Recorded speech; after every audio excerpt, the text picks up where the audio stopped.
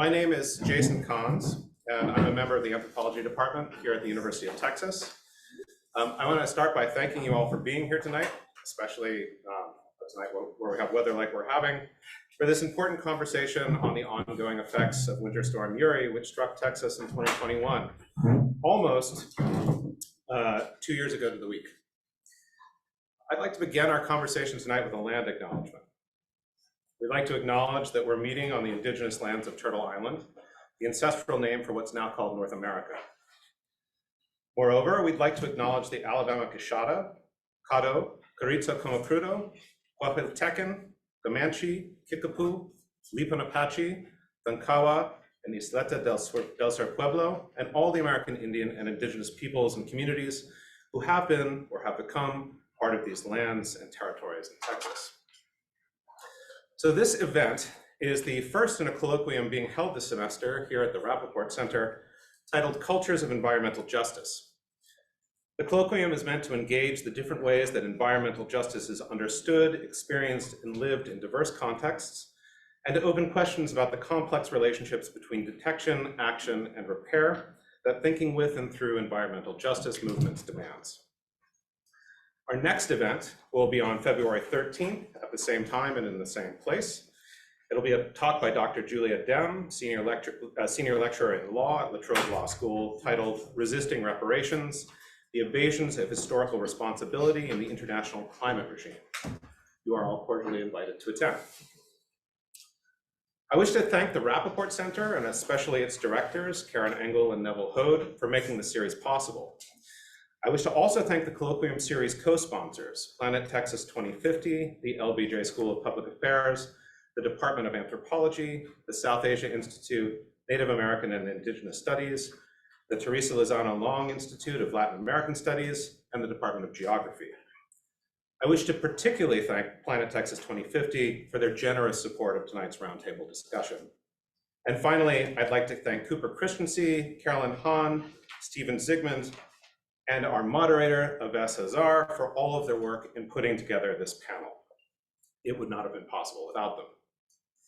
Now, depending on how you view the weather, tonight is either auspicious or inauspicious evening to be discussing the ongoing effects of Winter Storm Uri and its implications for environmental, racial, and housing justice in the city of Austin.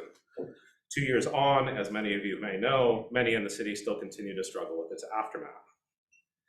Today, we stare down not only another winter season and winter storm, but also a future of weather in the state, which will unquestionably hold more frequent storms, heat waves, and deep freezes.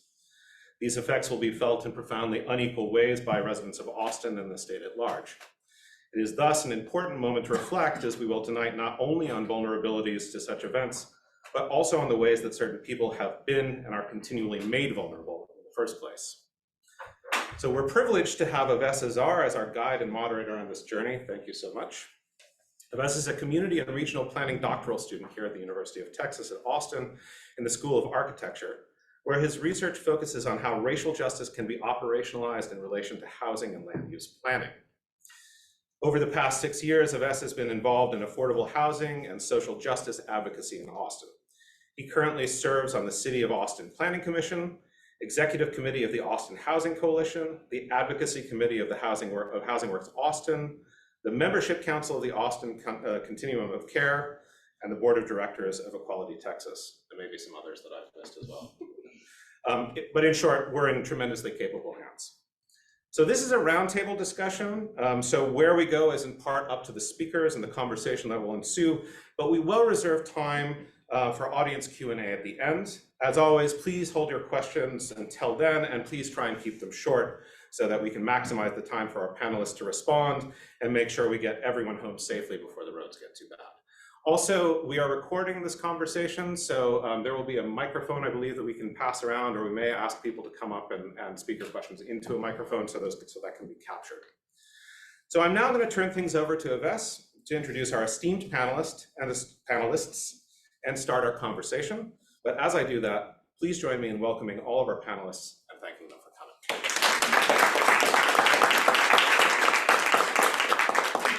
Thank you, Jason. Thank you all for being here. I think it's going to be an exciting conversation. I think just starting off, looking at the way we were talking about environmental justice, a lot of typically the literature and the work that folks are doing in environmental justice often seems to focus on a lot of built environment issues such as heat island effects and tree cover and flooding and a lot of those issues that are very critical for most communities, particularly communities of color. However, there's sort of slowly an emerging understanding that we have to think of environmental justice and climate justice more broadly beyond those. So in Austin, that means multiple things. That means we're looking at labor organizers who are trying to make sure that we have labor working on construction sites in extreme heat conditions that are slowly becoming the norm here in Austin, Texas, but in so many parts of the world. Looking at how folks working with unhoused people can actually make sure that we're preparing for winter weather shelters. Again, weather events like this are becoming more common, and folks that are on the streets have to really be able to sustain that. What does that look like? It also means looking at some of our tenant justice advocates and bringing them in to see how do we make sure that tenants have the ability to continue living in housing where poor and old housing infrastructure is crumbling, particularly in the face of climate and weather events. So this panel really brings together all of those pieces with folks coming from the labor, unhoused, and tenant justice world to really have that conversation.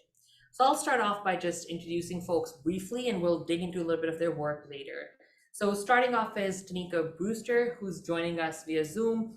She's a tenant leader with Mount Carmel Tenants Association. And for those of you who might not be familiar, Mount Carmel is a local apartment complex that was lost gas and faced a lot of issues coming out of Winter Storm Uri.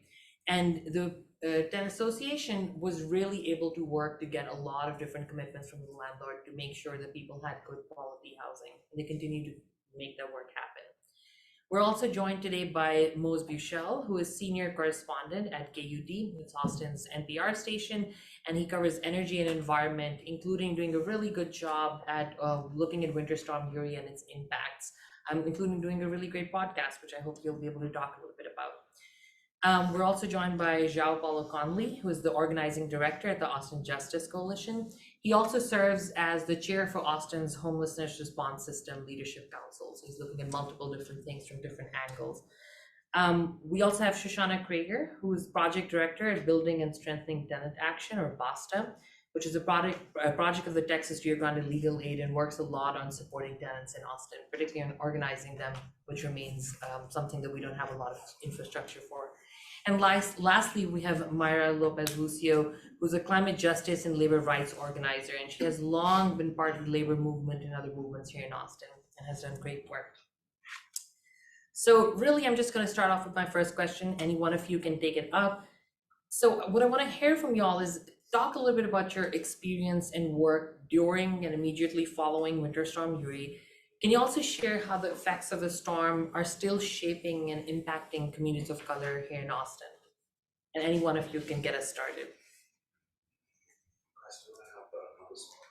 Oh, that's my bad. Thank you for reminding me. I like Mose, you should be reminding me. Mose, you want to go ahead with your presentation? Yeah, I wasn't sure. So my bad. I think no problem at all. I think part of my role in this probably is going to be to provide a little bit more of a 30,000-foot look at like what actually happened during this event, why it happened, why the state's grid operator found it necessary to cut off power to millions of people, leaving ultimately hundreds dead, and obviously the aftermath that we're going to get into in the course of our talk here.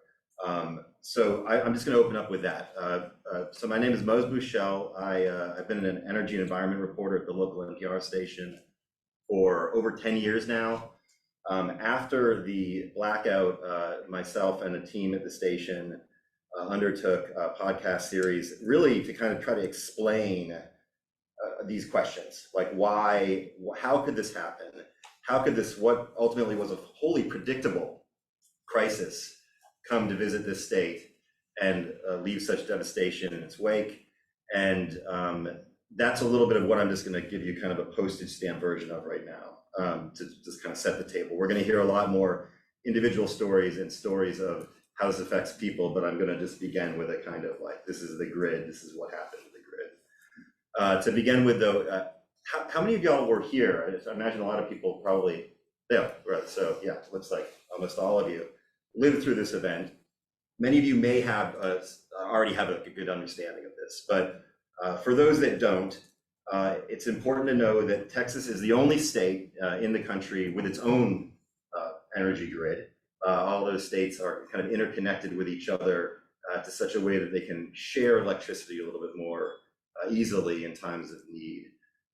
Texas also is a state with a deregulated energy market in a way that's very unique.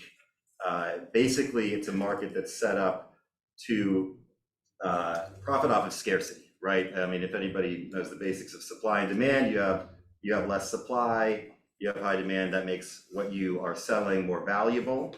And in this case, we're talking about electrons. So the grid was designed this way back about 23 years ago in order to make it more efficient, was the argument, right? It was that we weren't going to have a lot of extra power plants hanging out, right? But part of the impact is that we don't have a lot of extra energy capacity in a time of crisis. You fast forward to February 2021, we had this extreme weather event that gripped the entire state. That's not common. It's a big state, and we usually don't have a weather system coming over the entire state. But what it did was it drove energy demand up to record levels for the winter time at exactly the same time as it began knocking our power generation capacity offline through freezing instruments at power plants, problems on transmission lines to some extent, freezing of the natural gas infrastructure on which we depend for so much of our energy during the winter time. And you had this great imbalance. Everybody wanted power, but there was none to go around. And in order to make that balance out, the grid operator, which is ERCOT, the Electric Reliability Council of Texas, made this decision to cut electricity. And according to them, it was a necessary decision in order to maintain the integrity of the infrastructure itself.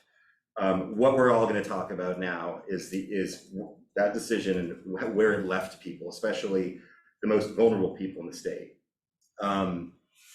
I came at this initially, like I said, to try to explain some of these things in a way that could be digestible to a general audience, because this world is so full of jargon and kind of mystifying language that people could be suffering the consequences of this type of thing and hear their state leaders and public officials talk about it without even knowing what they're saying.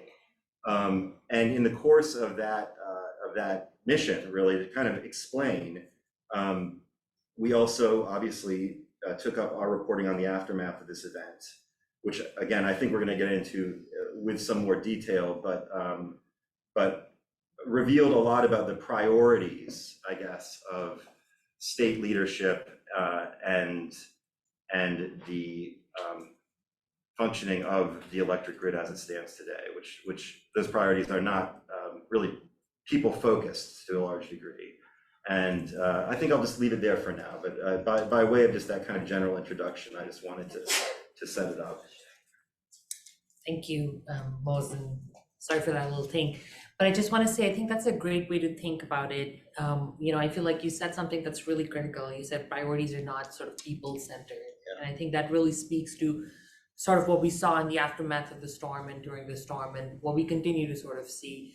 And it's sort of, I'm glad you asked the question of seeing around the room how many folks were here, because I think there's a lot of lived experience here of what we all sort of went through collectively and individually and what that means. So I'll go back to our question to our panelists, which is really just about talking about your experiences and work, during the storm and immediately after the storm, but also how it continues to impact the work that you're doing today, and also how it impacts communities of color. Any one of y'all can get us started, kick us off. Shanna, do you want to go first? Sure. Okay. So as Beth said, I work with Boston. We organize tenants associations throughout Austin. So lots of folks on our team right during the storm lost power, lost water. I lost power for 4 days. So I'm going to start immediately what we did immediately after when power went out of my house. Because really a lot of the disaster response couldn't happen until the storm passed, as everyone in this room knows. And one of the first things that we did and the folks on my team who started getting power back or were lucky enough to have power back the entire time was checking in on the tenants we work with. We're a base building organization, just like Workers Defense Project, where Myra was working at the time. And so we are accountable to our base. So the very first thing we did was what's going on with our base, what's going on at the properties where we organize. And we found out that one of our senior properties, Arbors at Creekside, was still without water and electricity way after a lot of other folks had it. It's a senior property, elevators were out. That was the only way a lot of those folks could get up in and out of their apartments. A lot of the folks, when Sarah, who's the organizer there, was calling them, were running low on food, didn't have water, and were in really dire straits. Another one of the properties we work at, Santa Maria Village, also didn't have water or electricity for a while. And then we had a number of other properties which just didn't have water, but we had to prioritize where we were doing our efforts initially.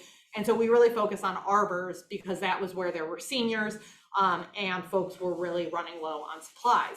So at that point, in the very first day after, we didn't have the networks we created a week later. And so I was literally on Facebook to Windsor Park Neighborhood Association group being like, hey, can people just drop off thermoses of water, buckets of water, anything in the lobbies of these buildings?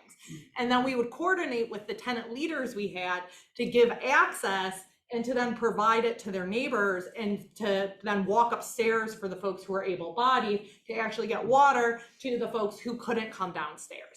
And at that point, we had the boil water notice. So we also were like, and you have electric stoves, right? So how much is that helping? But it's like, it's better than nothing. And so that was a pretty janky kind of first response effort. And we started connecting with then firefighters who were also helping with trying to get water to places, and found out that Workers Defense was also doing some distribution. And so about a day later, we started talking with Workers Defense about what would it look like for us to do a joint mutual aid distribution. And so then that started Myra and I's relationship solidly for a week of working nonstop to do a volunteer effort where we went to multifamily properties throughout Austin and brought water to those communities which didn't have water. And it started in those first days, we literally were running a hose from Workers Defense to buckets and buying whatever buckets we could. We like bought out the restaurant grade buckets at the restaurant supply stores. Then we were just using totes from Target, and we were filling it in. We were labeling like need to boil because we were still in a boil water notice. We were putting that in people's cars. One of my team members' cars still has some mildew smells as a result of that distribution. And volunteers were just starting to come. And over the next week, we developed a good system. We knew exactly where, about 200 complexes I think we visited during that time. We had about the same number of volunteers, and we routinized it. Then finally we were starting to get pallets of water. We were trying to commandeer MREs from the Emergency Response Center, from the city. We joked that we should buy a forklift because we were like actually doing, JP, you were there when that truck came, and we're like, wow, we have this huge truck of stuff, now we have to get it off. And we just got a whole bunch of volunteers and unloaded like a semi.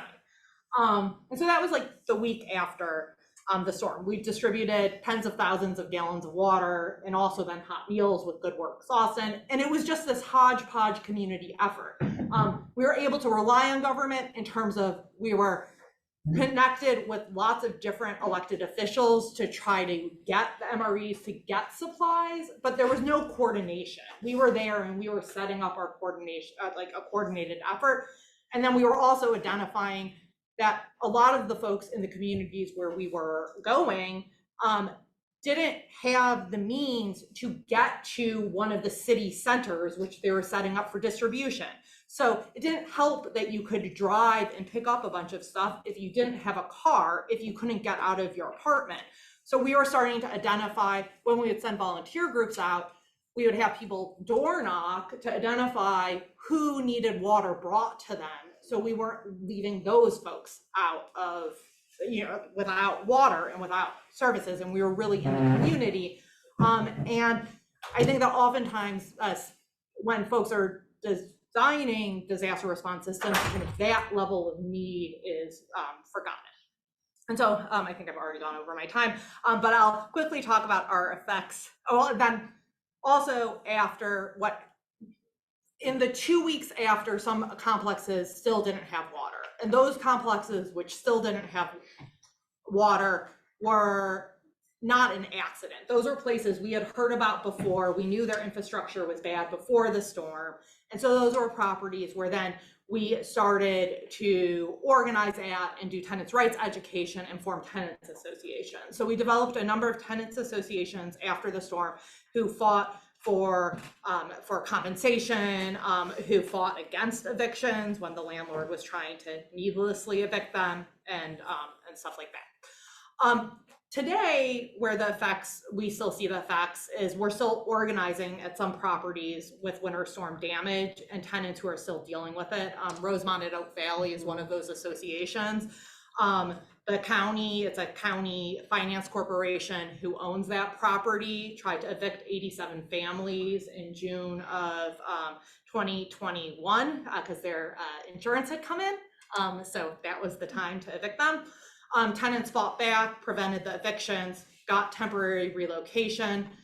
Everyone was temporarily relocated. It was a total fiasco.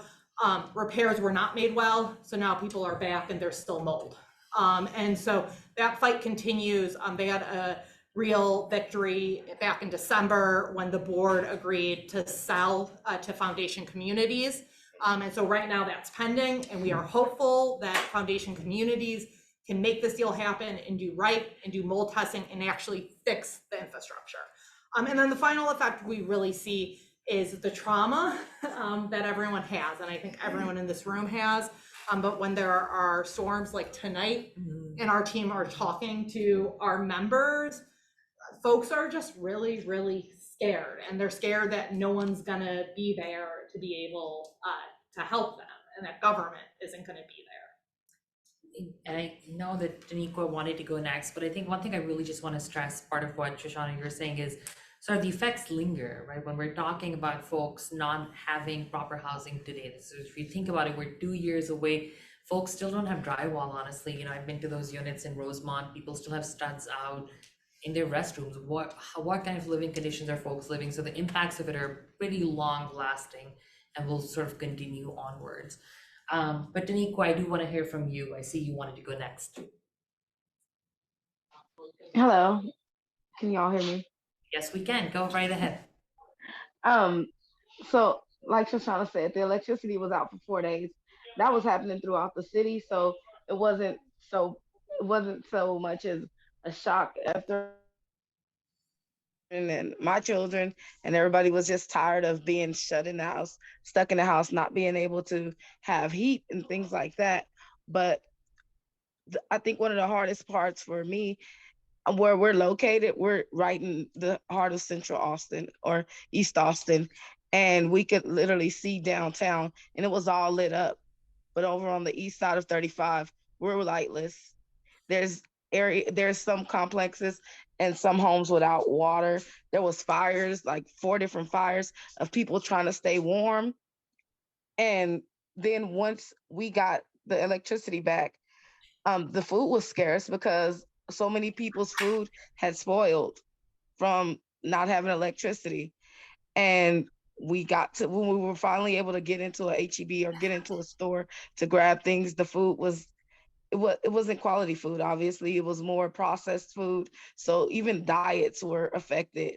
And then we lost gas. The heat came, I mean, the electricity came back on, and then we were at gas in Mount Carmel.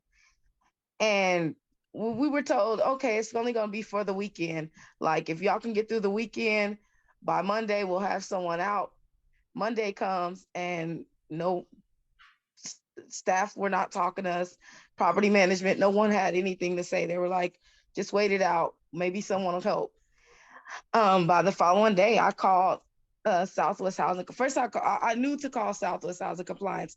A lot of people don't know that because this is a HUD property. So there's different protections for a HUD property. Everyone wasn't aware that they could call. So I'm calling and I'm calling over again. And I remember the lady saying, yeah, we're taking it down, but you're the only one complaining about it. No one else is.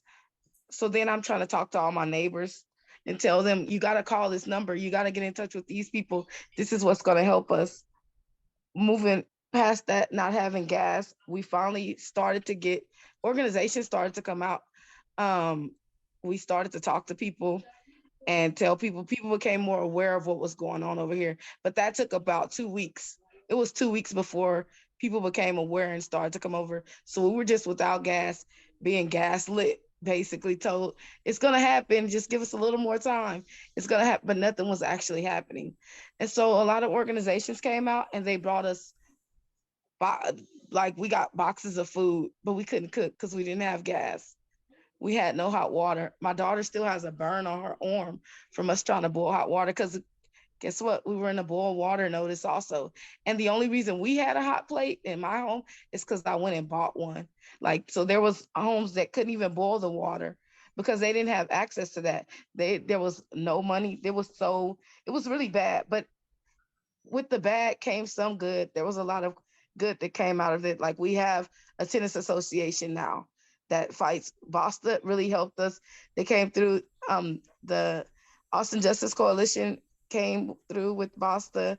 The Workers Defense. I remember when we first got it, when Boston first came, the Workers Defense Coalition was with them, and they came up with the MREs, and I was like, no, we don't want to talk to y'all. We don't want those MREs. We've had enough of that. And then I listened, and it was like, this really feels like someone trying to help us. Like there was a lot of organizations, but no organizations. And so that we did end up getting some, the right to return, the relocation benefits. And we were able to actually sit with Eureka and talk to Eureka. Everyone doesn't get that. A lot of people don't have that right. Like tenants are not aware of all the rights that they have. And the HUD protections for us really helped us to be able to sit at the table, get an agreement with Eureka, get things figured out.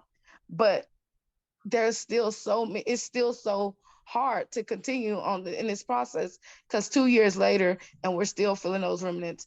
The other night we lost power for like an hour and my kids were like, no, we're not going through this again. This morning the school was calling saying the inclement weather, and I'm like, oh my gosh.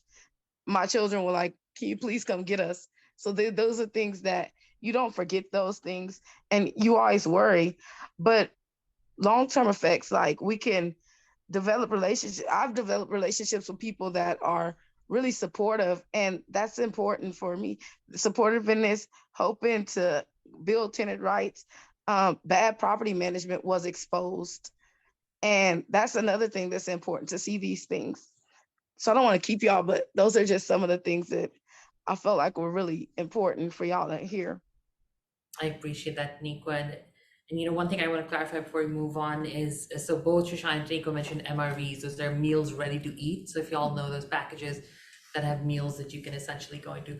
Myra, I think I might ask you to go next because you were so much part of that entire effort. I remember the whiteboard and the parking lot and everything that was going on back then. But I don't know if you want to go next.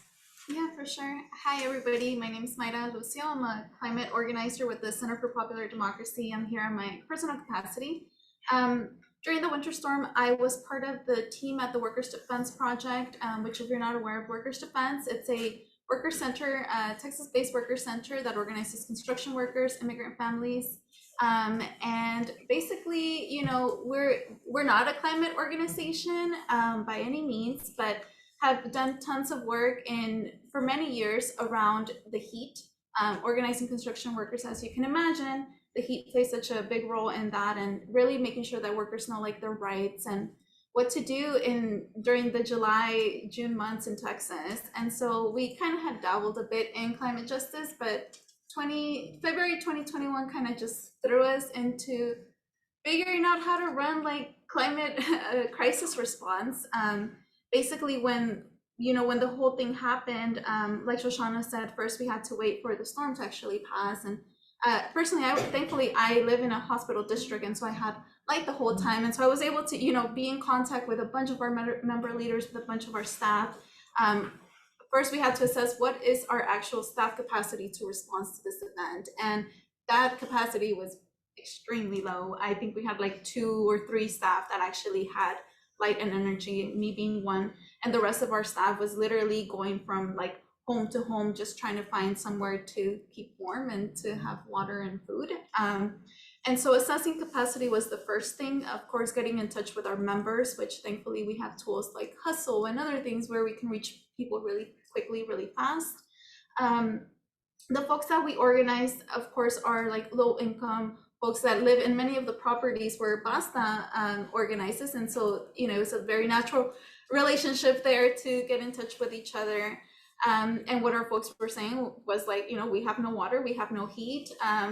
Our property manager is telling us to get to get water from the pool, and that's what we're supposed to drink. And people were actually doing that. That is what's really scary, is that people were actually having to do that.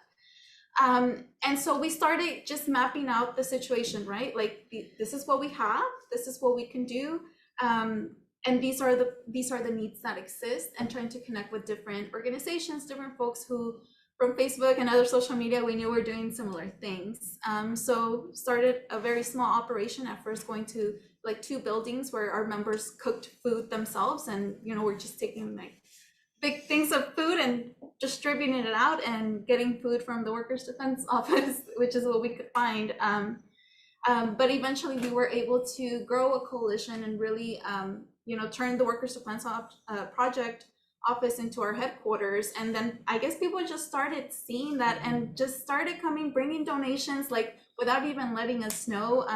We had trucks just coming into our parking lot and dropping stuff off. And so Shoshana and I, whenever I was able to get up to the Workers' Defense Project Office, I was like, okay, we're starting an operation. How do we do this? We've never done something like this before.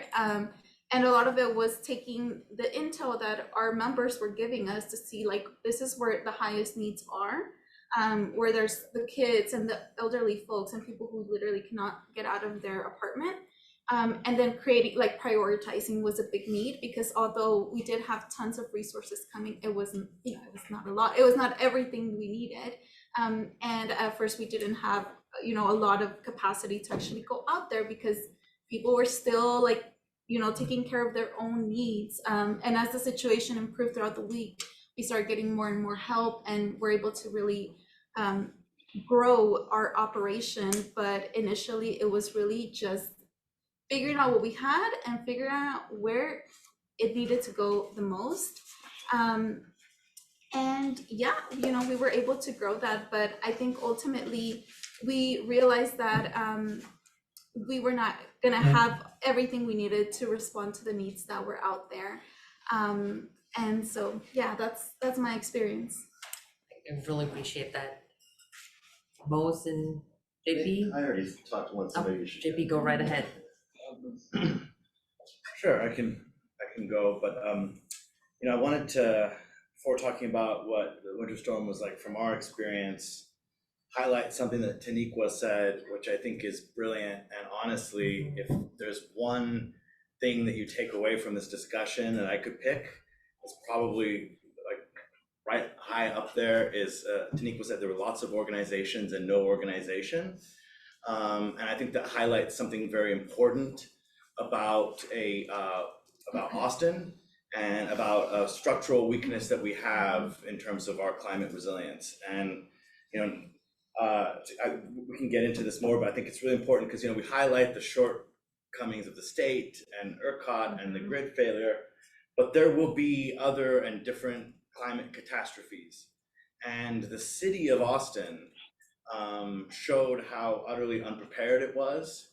And there was also a real tendency on the part of the city of Austin to kind of wash its hands and outsource the responsibility of responding to the crisis to the community and to this splintering network of community groups.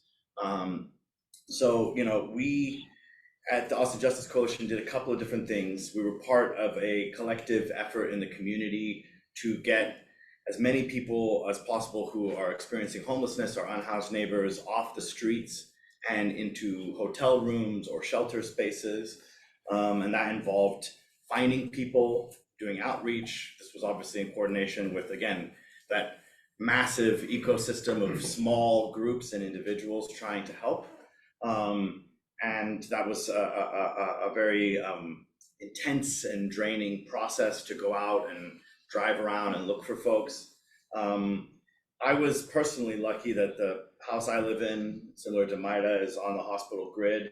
So I actually gave my house to a family of asylum seekers and relocated to a church so that they could have the space to be. And we set up in the church a warming center and a shelter also for unhoused folks, and ultimately it became used for families that were housed but had no power and were freezing. And then we realized, after running a shelter operation for 2 or 3 days, that pretty soon we were going to have to pivot and start distributing resources out throughout the entire city. For reasons that we can get into, and one of them is, I have to just go ahead and say, sprawl is one of the things that makes us most vulnerable to climate catastrophe. So there were families all the way out in, Buda and Manor and Pflugerville and Round Rock, scattered, isolated from all resources. And I had to have drivers, volunteer drivers who knew how to drive 4x4s and were used to driving in the ice. And we had a little improvised coordination and central logistics center out of the church where AJC is headquartered. And so we had drivers driving all around town and dropping off diapers, milk, supplies, anything that folks needed in order to stay alive. Lots of these folks were snowed in, couldn't get out of their houses. So it was kind of like we pivoted from shelter, from outreach and rescue to shelter to distribution of resources. And there's actually a funny story about some of those trucks, which is, different folks have been trying to get trucks of water from the city. And the city's whole infrastructure was broken down and extremely inefficient, and the city was struggling to come up with water for the communities. I got a call from some people in Canada who said, we actually have we sell like fancy water, boxed water, whatever it is, but we've got a couple of trucks of water that we were going to ship down to the US. We can reroute the course and just send them to you guys in Texas. Will you help us coordinate where to send them? So I actually got water from Canada faster than I got water from the government of the city of Austin. And I'm glad this is being recorded because I want that to live on in record. We also had folks in El Paso organize and send us truckfuls of water. So 2 of those went to Workers' Defense Project, a few others went to schools and different centers. And so lots of resource coordination, distribution and work, and then ultimately kind of just jumping in and participating in the tenant response in some of the different apartments. It's kind of a bird's eye view. I want to speak just a few more seconds specifically about the situation of unhoused people. Up until last year's budget cycle, the city had exactly $0 allocated from its general fund budget for any kind of inclement weather sheltering or response. So the city has like an emergency weather response designed for extreme weather events, but it did not have any budget. It had relied historically on local churches and the faith community to provide shelter. And it had a small contract with Front Steps, local nonprofit that imploded for reasons we won't get into here, but that coordinated with the churches to get people sheltered. Churches are very important partners in sheltering and protecting and housing our unhoused neighbors. They have historically been important partners, and they need to continue to be partners in this. However, churches are not always safe spaces. Many young folks become unhoused because they are part of the LGBTQIA queer community. Lots of trans folks become unhoused. There are lots of folks that have traumatic experiences with churches. Churches do not have an established and healthy culture around harm reduction best practices. So churches often force and require people to be clean or sober in a time of crisis, and don't have the flexibility. So, you know, in our, and we've responded to Winter Storm Uri. In 2021, we had another winter storm response, and in both shelter responses, one of the first things I do is go buy a bunch of cigarettes, because if someone is in shelter and they're going through withdrawals or they're having a crisis, allowing someone to go outside and smoke a cigarette is a really important harm reduction best practice, helps them calm down. But you're not going to see that in churches, and you're also not going to see that in any official city-run shelter operation. So these kinds of things are really important, and we won a very important victory last year with the city finally allocating funds to cold weather shelter. But there's still this real tendency on the city's part to outsource its responsibilities into the community and to put out these kind of insane RFPs, right? $1 million, $1.2 million to take over and create and run an entire inclement weather sheltering system for the city. Plus you have to take over, you have to have your own insurance, and you have to take over the city's liability, and you have to do this and that and the other. So the city will throw out these kind of insane things into the community, and expect the community to somehow scramble and come up with a solution. And lots of community nonprofits, because there are many organizations and very little organization between them, will jump and bite at these scraps that the city throws out. But there is still a lack of real centralized planning and coordination that only the city can do, and the city needs to take responsibility for that. I know I kind of jumped ahead. I tend to do that, but it's hard to talk about these experiences without highlighting some of the key takeaways. For Mo and Mo's, I just want to say, y'all feel free to add or respond to something if you hear something that, you know, brings up something. Well, I just listening to what everyone else said, a few things crossed my mind that I think really are important to highlight or underline. I really appreciated what you said about climate resilience and catastrophe planning. It's fascinating to me that this month was, we're not quite sure yet, either the 4th or 5th warmest January ever recorded in Austin, right? Like if you remember just a few weeks ago, it felt like spring or summertime, right? Now we're all going outside, we're worried about, you know, getting home on icy roads, and we're going to have extreme cold for the next few days. These are the things that we need to plan around more and more. And it is, I'm worried sometimes that people are grateful when they, especially in Texas, when they encounter a local government or a government that recognizes climate, but then you know, comes to find out that this is actually just going to be a kind of like an excuse for not doing anything about it, right? Like this is this big global catastrophe, and we see it's happening, but what are we actually going to do to plan around it? And some of the stories that you just heard about our lack of preparation, our, you know, the fact how unprepared local authorities were, I think are really important to tell and be mindful of for the future, because it is going to keep happening, like you said. You know, in terms of my own experience, similar to some of you all, we lost power, but we were lucky enough to get, after one night at home, get put up in a hotel down by the station, because I needed to report on the breaking news. So that was fortunate for me and my family. That was weird, actually. It was the, you know, the Moxie down.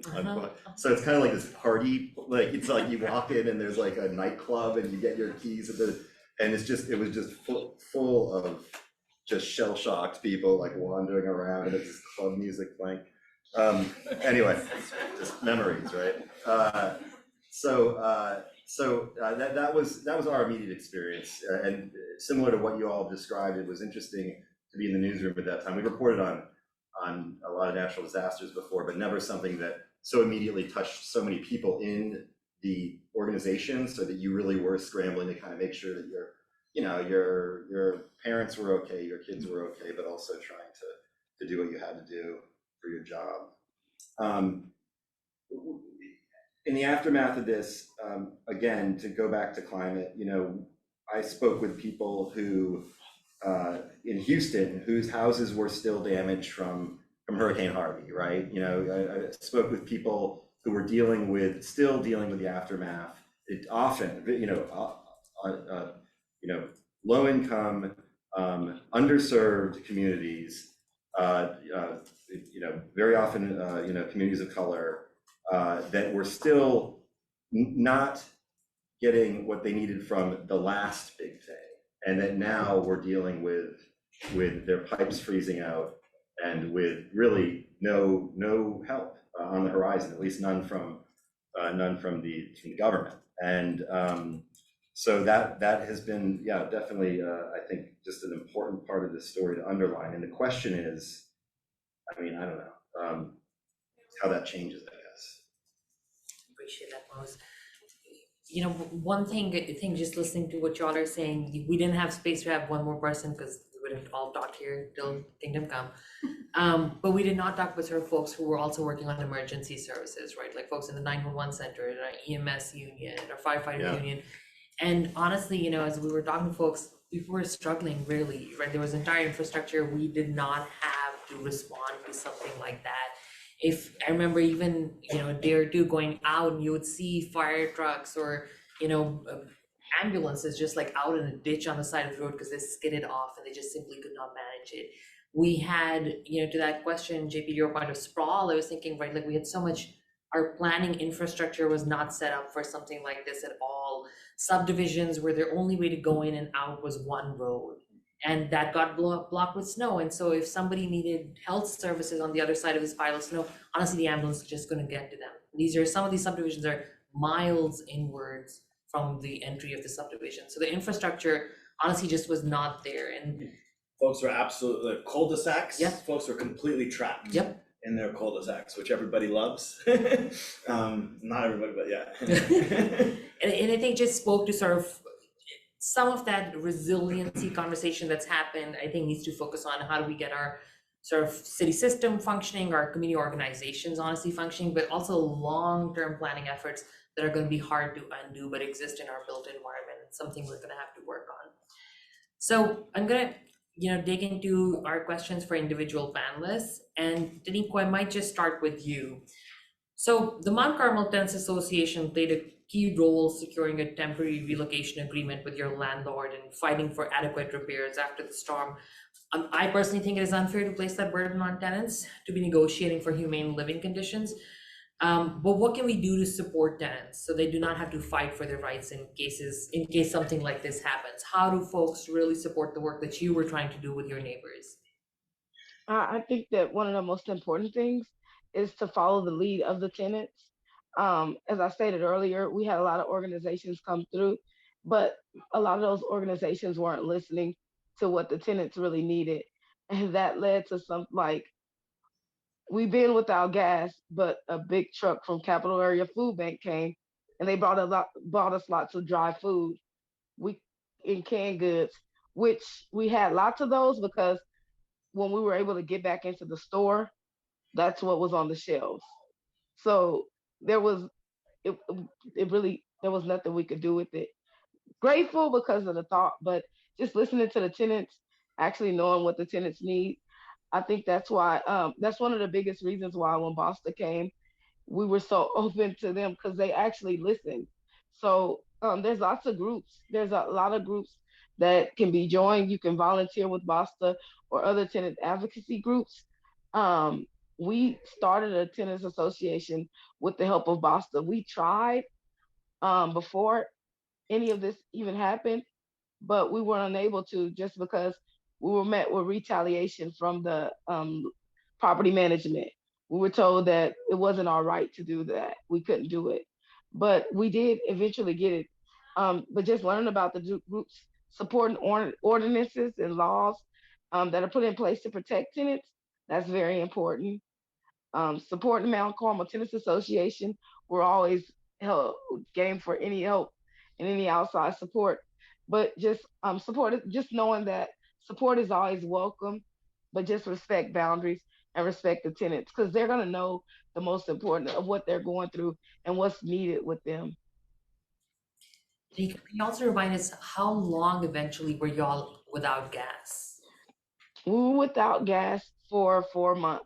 The first month we were without gas. Um, they brought in they I could remember there was food after 2 weeks when people started to realize what was going on and the city became aware and we started getting help. We were like, we can't make hot food, so they brought in food tables. So at 9 o'clock in the morning, you could stand in line with a ticket and you could get a hot meal for breakfast. And the kids were still virtual at the time, so the kids couldn't stand in line because they would be missing class. So it was really the showers. There was outdoor showers. It was really inhumane. And so after we complained about this, they there was a notice put out on Monday, and they said everybody out by Friday. Luckily, we had Boston helping us, and they were like, "No, no, no, no! It's time to really start this fight." Like we had already started like a petition, but it was like we really have to fight with them because they weren't trying to help us. They were like telling us just to move, just go on your own, just leave, pack up, and go by Friday. 1 week. So it was really hard and difficult, but just having the help, having the assistance is always welcome. Just respecting the tenants and getting to know what it is that they really need. I appreciate that, Taniqua. Shashan, I'm gonna go over to you again. So a lot of the focus around Winter Storm Uri was on helping individual households prepare for an extreme weather events and learning how they can navigate similar events in the future. Yet there's not been a lot of focus on structural changes, on how do we support some of the most vulnerable folks, similar to what Taniqua was saying, those laws and policies. What steps can city and state officials take to ensure that we do protect tenants in the context of increasing climate impacts? Yeah, so I mean, there's a lot there. I will try to be brief. I think just piggybacking on what Taniqua just said, that there's policies and laws, and then there's also investments, and cities and government can invest in organizing, can invest in base building groups so that you have resilience already in place. The properties where we worked, which had existing tenants associations, we didn't have to do much for meal distribution because we were able to just drop all of the meals off at a tenant leader's house. They were able to knock on doors, bring it to their neighbors who had mobility issues. It was done, right? And if like Mount Carmel Tenants Association, if this were to happen again, like those ladies on that steering committee would make sure that that entire complex was taken care of. So I think that thinking about investments, not just in terms of are we investing in disaster response systems, which are set up for that once every year, once every 2 years, maybe unfortunately more frequently, but how are we investing in community organizations which can create, which then you can piggyback on when there is an emergency? Because we, in our regular work, we don't think of our work explicitly as climate, but if you invest in our work and there's some connection to a disaster response system, we sure can deliver and provide things and create a network for it. And same with the other organizations at this table and in this city. So I think thinking creatively about where you're investing is something government can do. In terms of larger policies and structures, our property code at the state level really does not protect tenants in moments of a disaster.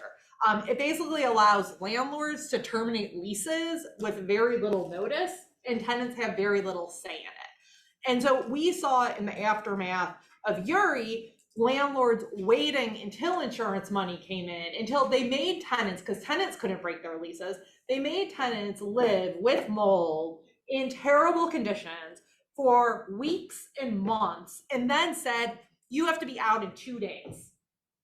And the property code allows it. I mean, there were many arguments we made to fight back, and we were successful some of the times. But I think that there are state level protections which other states have. That's one thing which could be done.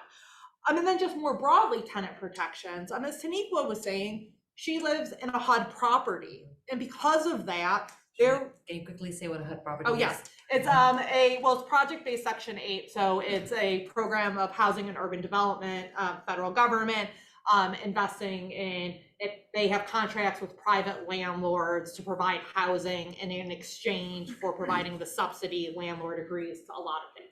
Similar to public housing, not exactly public housing, but because they're providing that subsidy, the tenants have a lot more protections. So Taniqua and her neighbors actually had a right to organize under federal law. Taniqua and her neighbors had a right to temporary relocation benefits, which then the association was able to leverage to get more, to extract more in a private agreement, but there was a baseline. Taniqua and her neighbors were set up for greater success in their organizing because they had baseline protections. Tenants we were working with in Mueller Flats apartments, for example, almost all of those leaders have moved out now. Folks within 3 months, market rate, no protections. We tried, they got, I think 75% of that property signed that petition. Like that group, like they were good. And they were organizing well, but they didn't have those hooks to hang on to. And so if you have those protections in place, that matters. I also think talking about infrastructure and what does our infrastructure look like? And are we enforcing our habitability codes? Because the places which do not have water and which have busted pipes just recently, no accidents, those are slumlords. Those are the folks who we know never invest in their properties. They're speculating on the land and they're planning on flipping it anyways down the road. So they don't really care, and they sure don't care about their tenants, and they know they can just externalize their costs. So we can impose regulations so that they're not allowed to do that. And if they're not going to be good stewards of their properties, force the sale to other people. And in other states and other cities, there are efforts to put properties into receivership and other such things. And then I think I'll leave it there. And did you get to, were you going to respond to something Shoshana said? I thought I heard you say something there for a second. Oh no, I didn't. Sorry. Appreciate it. And so, I'm going to go, Myra, back to you. So, as it is, Texas provides very few protections for workers and limited opportunities for labor organizing. How do we ensure that we can provide workers with safe working and living conditions in the face of changing climate impacts? I'm thinking everything from working in extreme heat to dealing with cold weather events similar to what we have today. Yeah, so I think it's something that's really important for us to remember is that we live in a capitalist system, right? And that employers they don't care about their workers, and if they do, well, it's not that great. They're not going to do something out of the kindness of their heart. And so given this reality, very similar to tenants, right? We can't rely on any state protections because we're in Texas and we know our state cares more about profit than it cares about its people. And so I think what we can do is there are few federal protections and very important ones. And I think it's important that we focus on educating workers that these protections exist so that in these situations, they are feeling the confidence and able to actually advocate for themselves. And so one of these very important ones is that workers do have the right to concerted activity. You don't have to be in a union to act collectively and for that activity to be protected.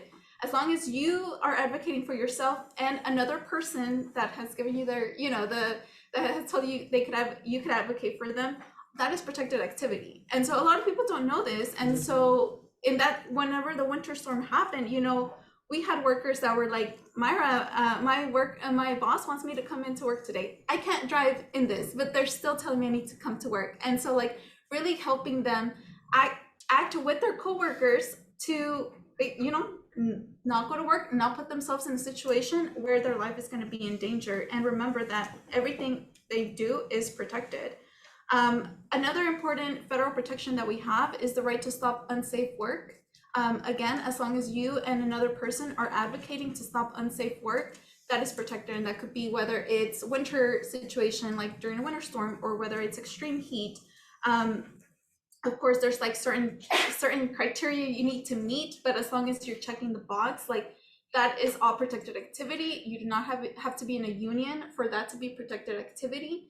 But a lot of people don't know this, and they think, oh, well, we're in Texas, so like that stuff doesn't happen here. And there's so much misinformation around Texas being a right to work state that people think like that sort of activity is not going to be protected, but it is.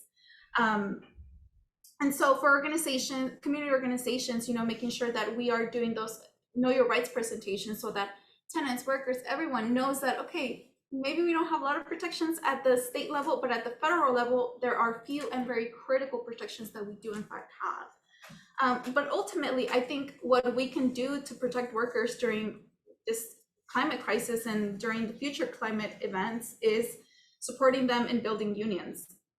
Because we're in Texas and because Texas is a right to work state does not mean that we cannot build unions. There are many unions in this state. There's many new unions building. In fact, Texas is like one of the, there's like a spring happening here where, especially in Austin, we're hearing so many unions popping up. And what we all need to be doing is standing by those workers whenever they're rallying to pressure their employer to recognize their union, when they're rallying to pressure their employer to come and bargain for their first contract. We see this right now with the nurses right down the street at Ascension Seton, where they're fighting for their first contract. And those are our first responders, folks that were working during the winter storm, keeping us alive, you know, birthing babies during that time. Like they were out there, they didn't have a choice to go to work or not, right? And because of this, they're like, we know that the thing that we can do the most to protect ourselves during climate crisis or during any crisis is to have a union. Because when we have a union, we are stronger together, and we actually have a seat at the table. We are, you know, we have just more power when we have a union. And so I think that's something that we need to remember. Collective activity is the most important thing we do, whether it's through a union or whether it's not through the union, but ultimately we need to unionize. And for like elected officials and anybody in power, like they need to be standing out in those picket lines with those unions. They need to be using their voice and their power to help people legitimize the struggle, especially in places like Texas, where again, so much misinformation and people think that this is impossible, and the greed here is like at another level. So I think, you know, I appreciate that. And I also want to say, right, the healthcare workers part is so important. I was just thinking in my head, I was like, it's kind of hard to remember, but we were sort of in the thick of COVID at the time. I remember, you know, trying to go into people's apartments and carrying ballots, and I'm masking, and it's just impossible to understand. And I feel like I feel like at some point folks just gave up on it. I remember at one point, I feel like we all just kind of gave up on it. It was just hard to do work, but it spoke to somewhat the place that people were at, and the healthcare workers and other workers who were working in those critical conditions. Already we were all stretched really thin, to be honest. And then we were stretched even thinner with Winter Storm Uri. It's kind of hard to remember that moment in that way. Mose, I'll go to you. So in the aftermath of Winter Storm Uri, we have, you know, not only seen the vulnerabilities in Texas' electric grid and our infrastructure, but also our political and administrative processes, right? It's coming up in a lot of different ways here. And you have continued to cover proposals from the Public Utility Commission of Texas and moves at the state capitals to address some of these concerns.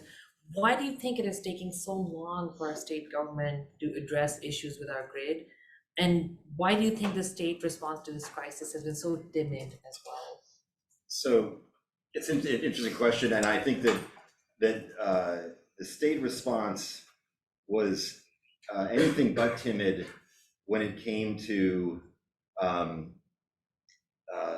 saving the market that had been decimated by this event.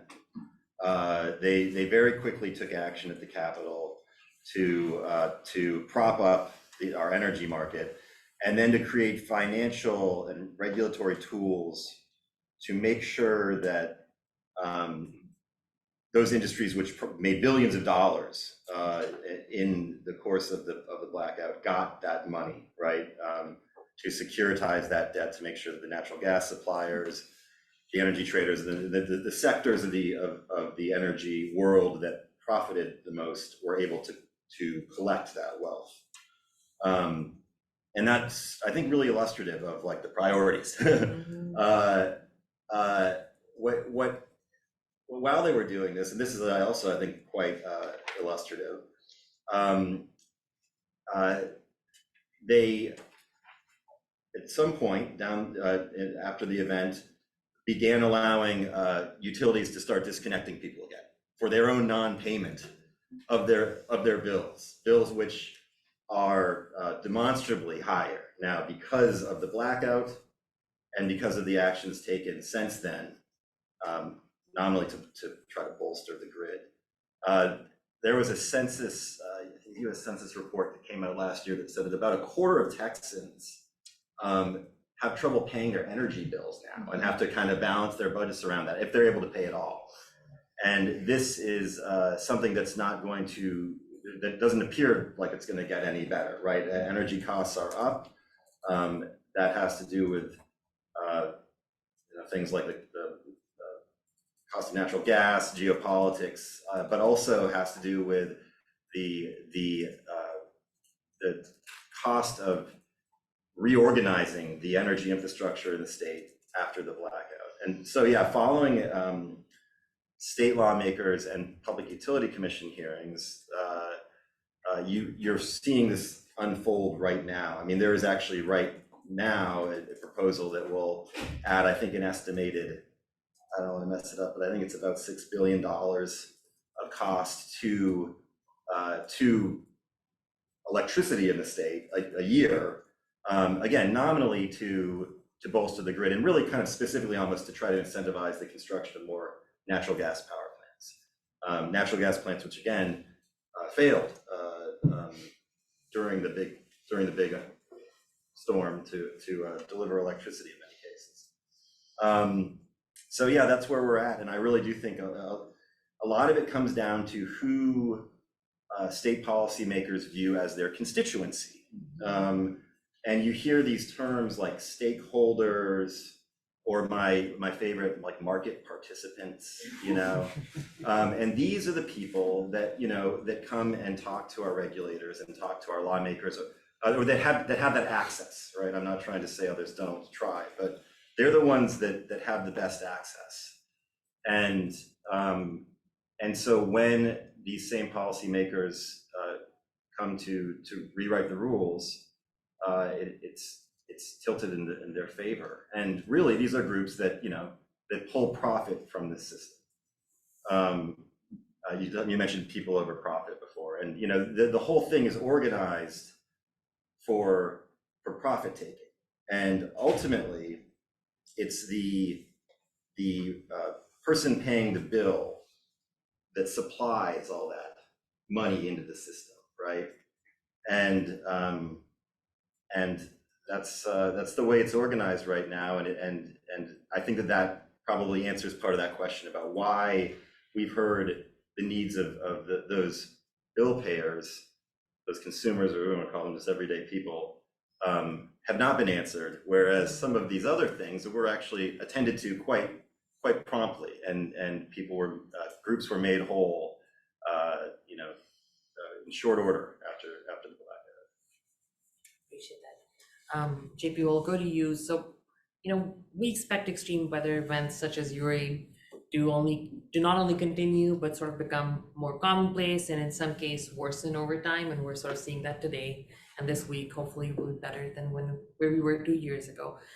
How do we ensure that we provide the support system to unhoused folks to withstand these extreme conditions, both in the short term, but also in the long term? I mean, in the long term, the answer is to not have unhoused folks.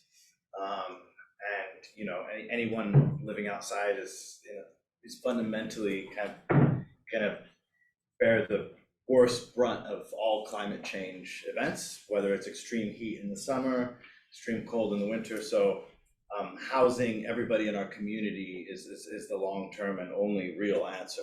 But then they become tenants. And then housing them in spaces where they have real autonomy and rights and dignity over their space, and also housing them in places that are well connected to the resources they need in order to build resilience. Connected to grocery stores that sell healthy food, connected to job opportunities. They should be within walking distance or a short bus ride of healthcare providers and all of the resources they need.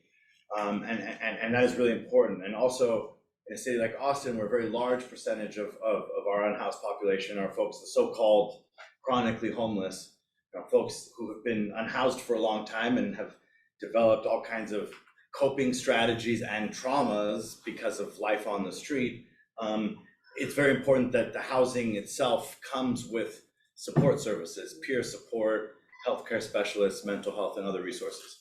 Having said that, there is always going to need to be in the foreseeable future in Austin the need for a real shelter capacity.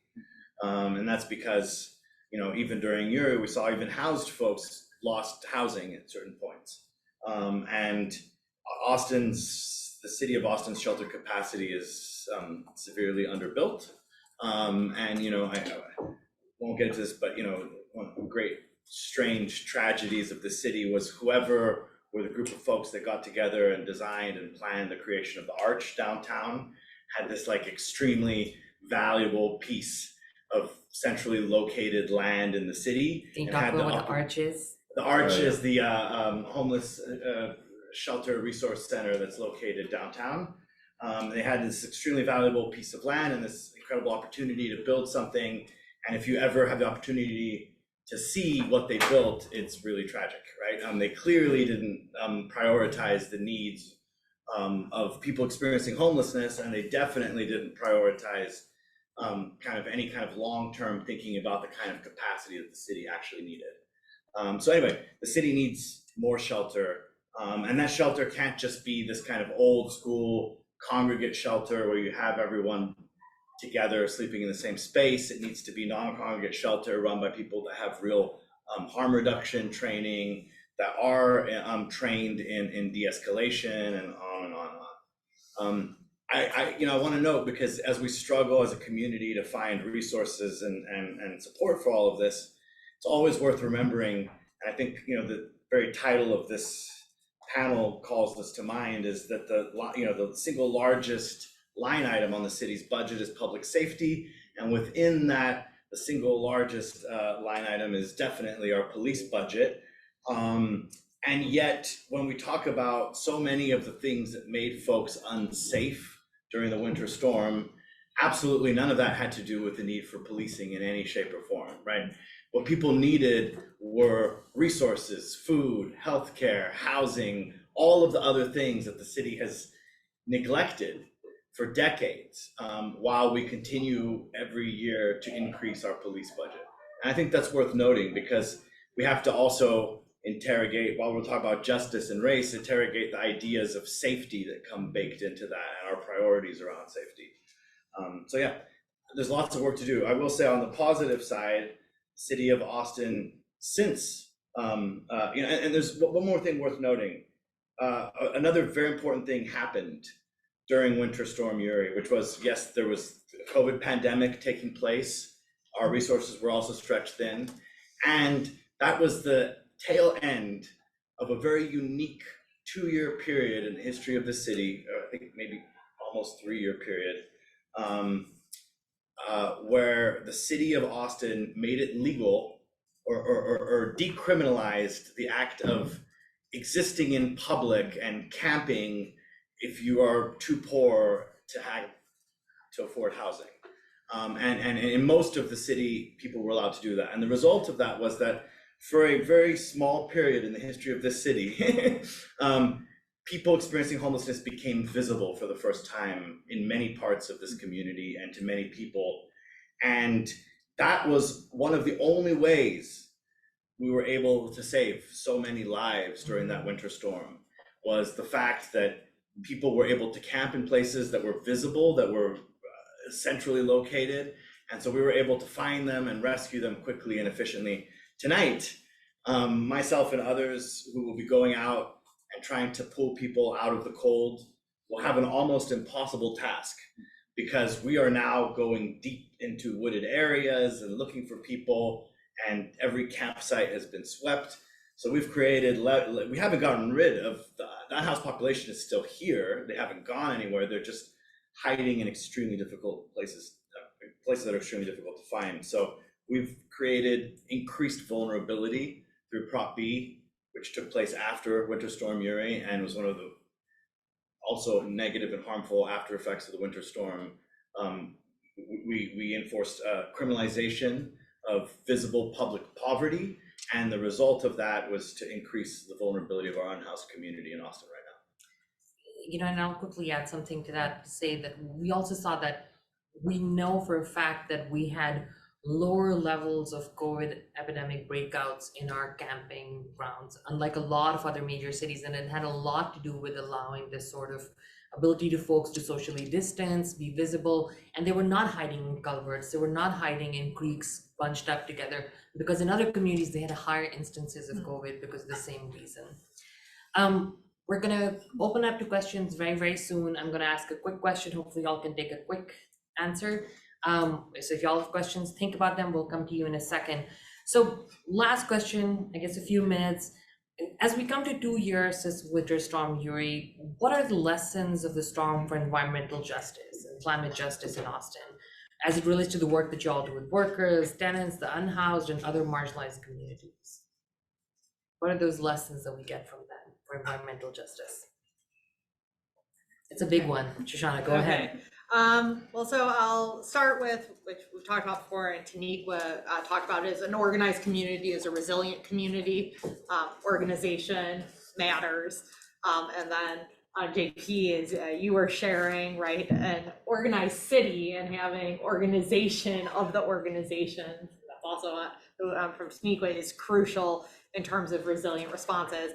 I sadly am not super confident that if Uri were to happen today, we would be much better off in terms of reaching the people who are hard to find. We would be, I think, very good with having centers where people could drive in and load up their cars, and that there's water stockpiled and all of that.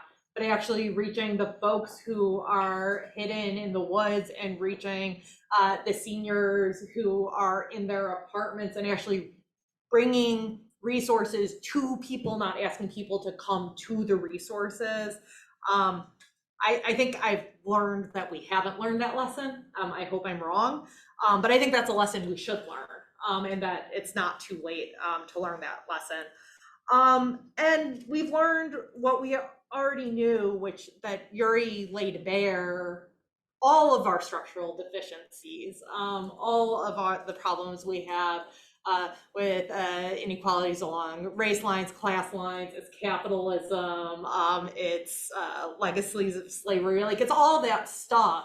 But Uri really showed that the folks who are most vulnerable and most marginalized are always going to be the ones who get the short end of the stick and are going to be ignored. And I think they also were ignored in the narratives we talk about after the storm. I think that when we talk about what happened during Uri, a lot of those interviews are homeowners and are talking through the lens of the folks who are reporting, right? Like, and that we're not talking about how renters were impacted, and we're a majority renter city, or that 55% of the conversation was not about renters, whereas 55% of our city is renters, right?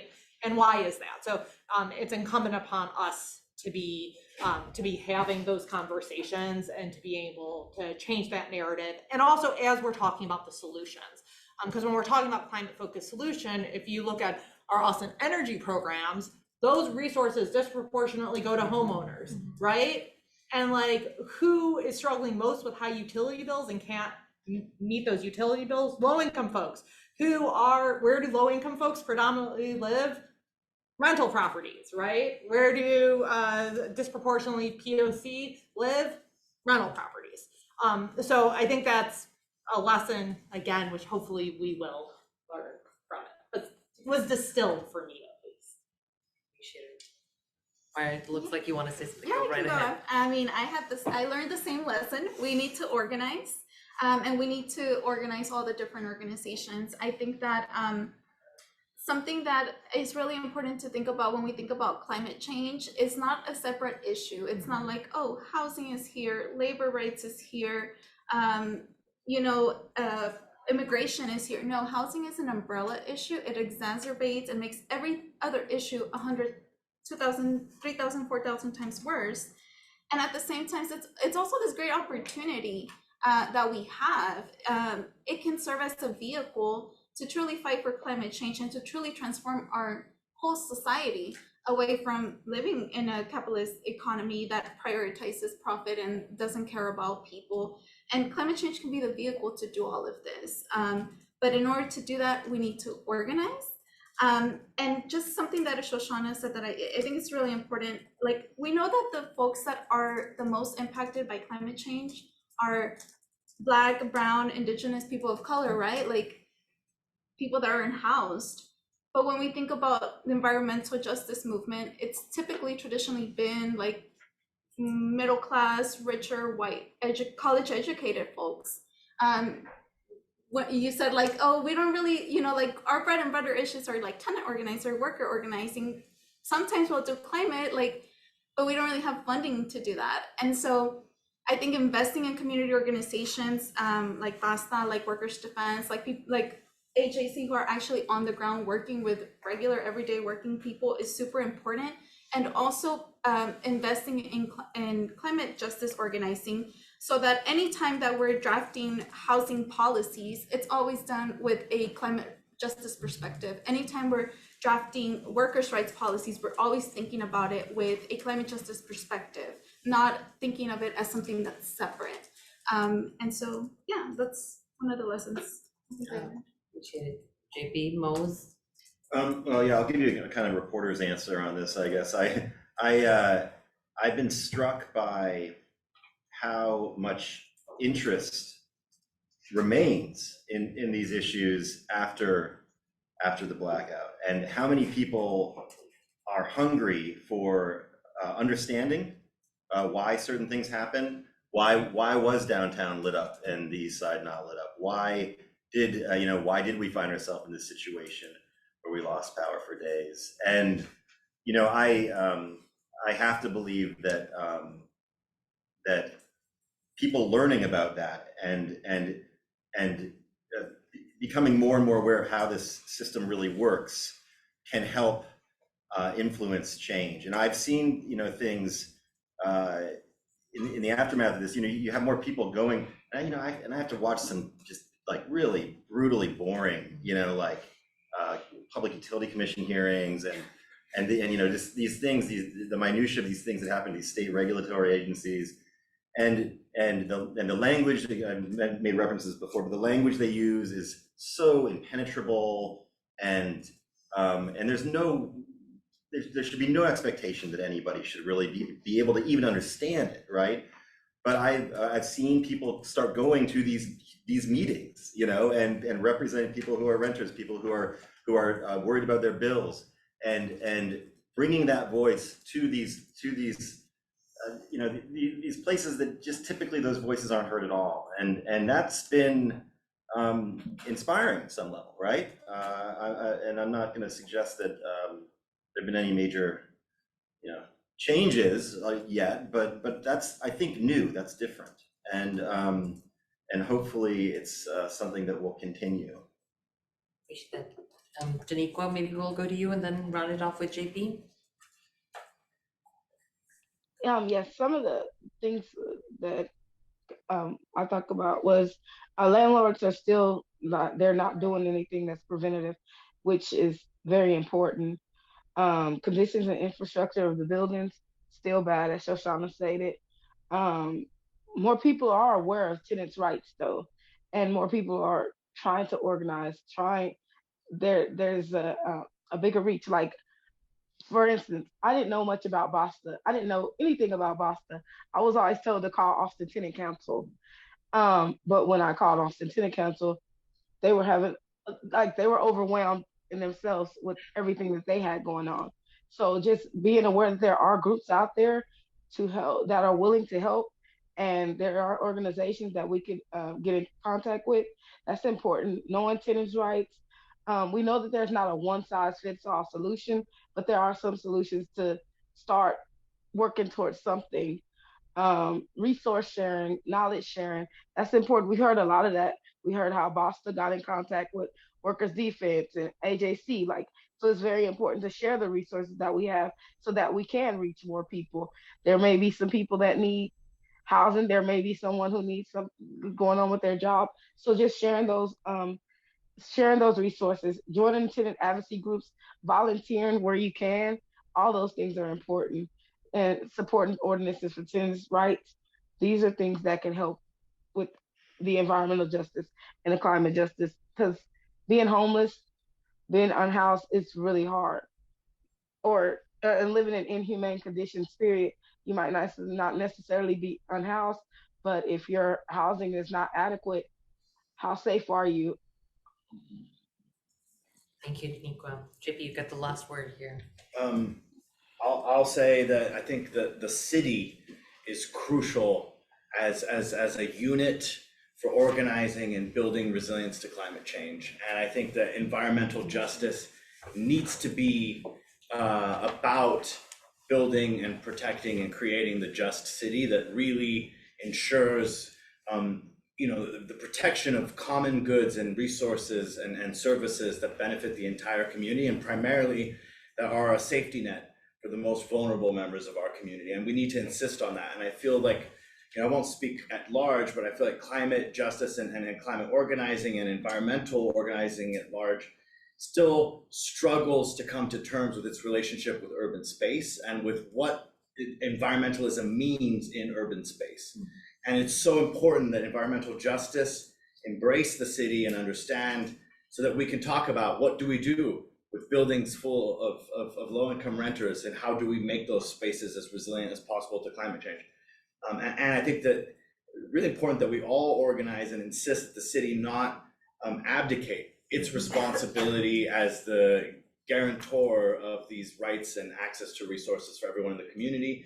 And the city doesn't, we can't, there's this kind of neoliberal trend where the city just kind of becomes this kind of a bureaucratic hub that then outsources its responsibilities out into the community. The city needs to own the responsibility of protecting and ensuring that rights and resources are guaranteed for its most vulnerable citizens. And we need to insist that the city not give that up.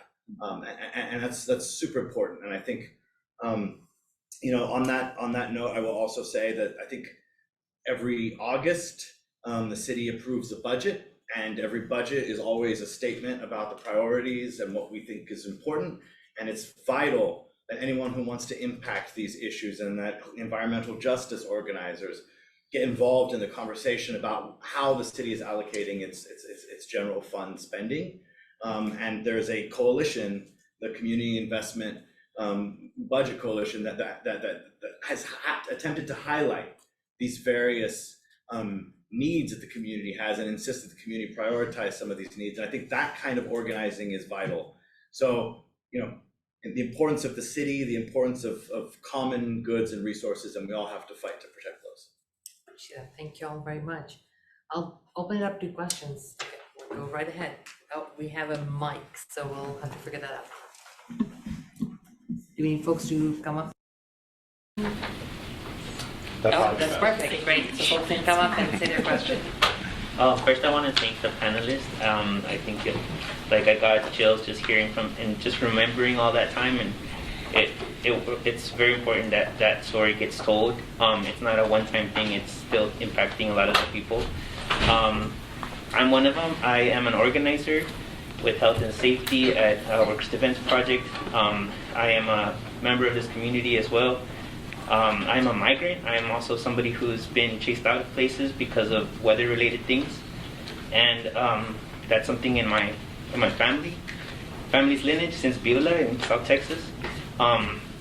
There's a lot that was brought up. So my question is around just understanding that, education, because not all of us are fully aware of what all of this means. No political leader is really fully educated. They're just spouting stuff in the community about what they think the next right thing is. How important would it be for y'all to think about this being something of a government space where worker-centered, tenant-centered, low-income-centered people come and talk and learn with our leaders about what climate change really is, because everybody can talk a good talk. The scientists will be here at the university talking, over there in the city government, but nobody really understands this. And like at the level where we can talk about how hot it gets in Austin, and how just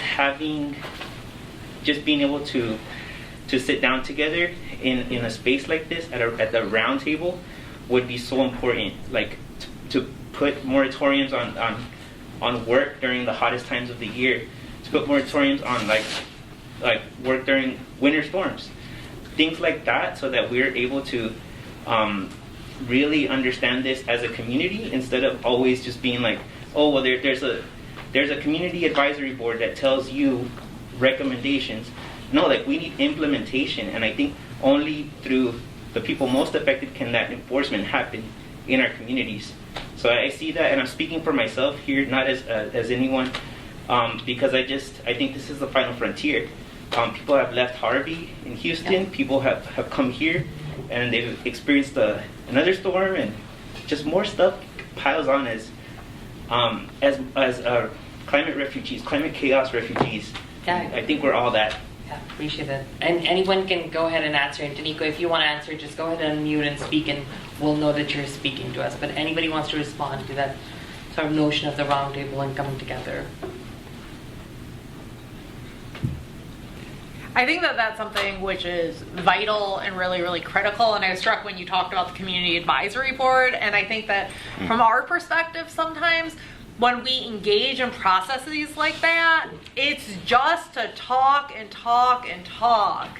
And so oftentimes we end up not engaging as staff or engaging our leadership and our members, because we your kind of lament of another community advisory board is we don't want to go through that process, right? So I think that creating any kind of space like that, what is crucial is that it actually will result in action, because endless conversations about it and doing a check mark to have talked to community, right? We all know that's also not solving that problem. So I think what you're suggesting makes a lot of sense, and then the rubber will meet the road with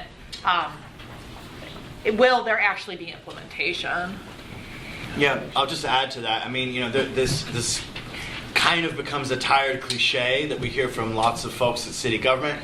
We need to listen to the community, listen to the community, listen to the community. But the community has already spoken and speaks constantly and makes very explicit what are the things that the community wants. I'm not opposed to community engagement, but at some point we community engagement ourselves to death around things where, in every meeting you will hear hours and hours and hours of tenants telling you the same kinds of horror stories over and over again. But you won't hear that in community engagement sessions, because normally tenants aren't there. Because the people who are at the community engagement sessions, who are community, and I think that's the thing, is there is no one community, right? We have lots of different communities, and everyone can get to be community. But it's the folks who have the time and the capacity to show up repeatedly. Sorry, Dan. Yeah. No, yeah. I mean, I think at some point there has to be this clarity around where does the buck stop, and who's actually going to bring forward the plan and implement things, and what does that look like, and there's too little of that and a whole lot of the let's talk and produce a report and so on. There was a question in the back. Do you want to go ahead? You might want to come up to the mic. I'm sorry. Okay, yeah. Thank you guys so much for this panel. It's been really great. A friend of mine once told me that Texas's disaster response is just HEB. And I think it really is emblematic of the sort of capitalist market orthodoxy, where just there's a total belief in that markets will save us, whether that's why we don't interconnect our energy grid, or whether that's why the city uses this model of service providers who they provide these requests for proposals. And it's also the structural causes of this crisis, where the people who lost and remained without power were the people who never had power to begin with, because of histories of racialized labor exploitation, because of border regimes, because of property speculation, and the long and enduring histories of that in the city and the built environment. And so I was really struck by these sort of instances of popular organization that were mentioned, whether that's labor unions, tenants associations, or even the unhoused camps, right? Where it's not just a question of, this nonprofit is providing services to people and then these people remain dependent and like without power on whoever the city was able to give $1.2 million to, but actually creating an enduring form of popular organization that's able to not just provide mutual aid, but as I think Taniqua mentioned, like continue to contest and push for like the people who have been disempowered by the system. So I'm curious if people could talk a little bit more about not just saying we need to organize, but sort of the models of organization that can actually provide some possibility of transformation of a system that will continue to produce these crises. Appreciate the question. Yeah. I can respond a bit to that. Well, I won't say like I know the model that's gonna work. It'd be amazing. No. All yours. I think all organizing is experimenting, right? And I think that there's so many lessons that we can learn from all over the country of other organizations that have created these robust networks to respond to crises. I think in Texas we have a big ego and we sometimes don't like to look outside of Texas for answers, but there are a lot of places that we can learn from. And so I think seeing what's already been done, we don't need to recreate the wheel, but then like how do we create a model that's really that's strong? I think it's community mapping, seeing what BASA has, seeing what Workers' Defense has, seeing what agency has, seeing what the unions can provide, seeing what our government can provide and should provide, and making sure we actually organize around the budget to secure those resources from our local city. And so that's how I would take it. But I do think it's important to make sure that we don't kind of fall into this like, oh, there's going to be this one thing that works. No, all organizing is like science fiction. We're experimenting, we're trying things out, seeing what works and seeing what doesn't. And if it doesn't work, we're going to try something different, and just being open to that.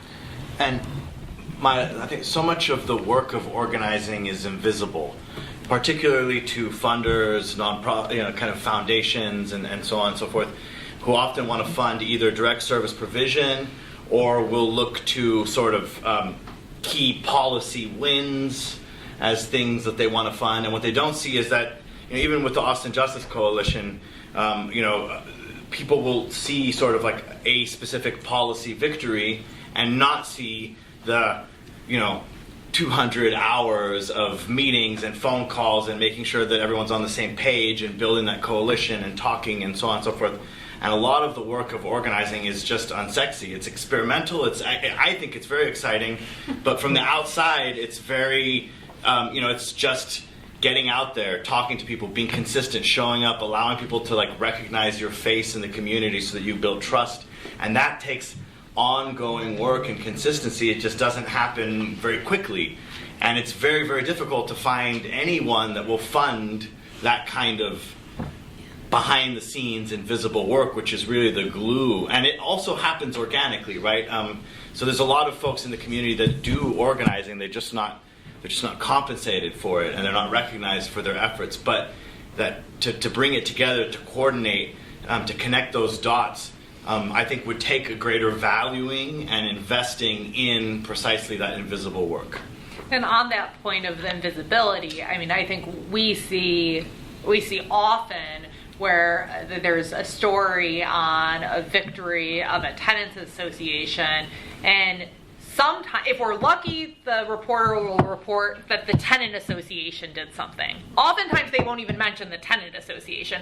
They just act like this tenant who had this problem magically got this solution, and that there was no organization which helped that person be there, because they want to locate it in, this is individual struggle, a little bit of poverty porn, right? Like of this like, oh, woe is this, and not actually locate that victory in power. And that those folks built power, and that is why they were able to get that victory.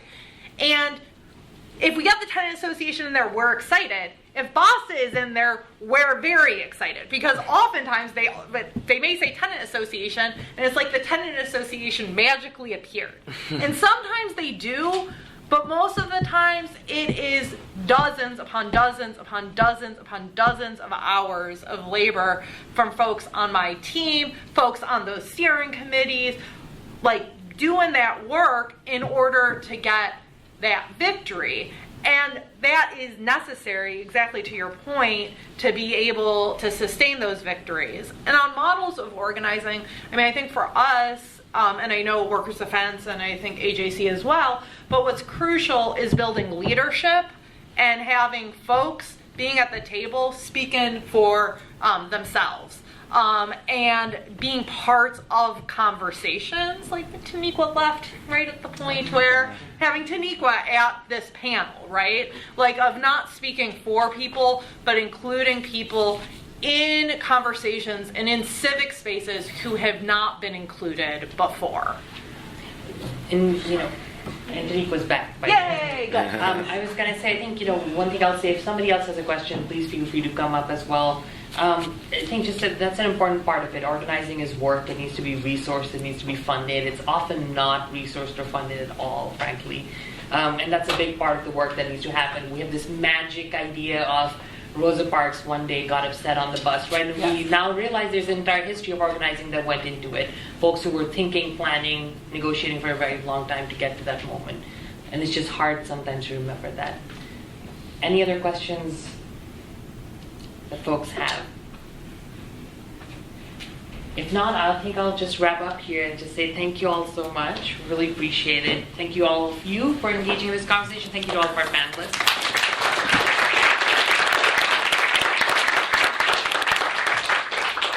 Thanks again to everyone. That was a really fantastic conversation and extremely stimulating. I want to encourage everyone to find out more about the organizations that are represented here tonight and to ask questions about how you can get involved and what kind of help you can offer or not. And I also want to encourage everyone to take some food with you and to be very safe on the ride home. I hope that everyone gets home without incident. Thank you all for being here, and thanks once again to everyone on the panel. This was really fantastic.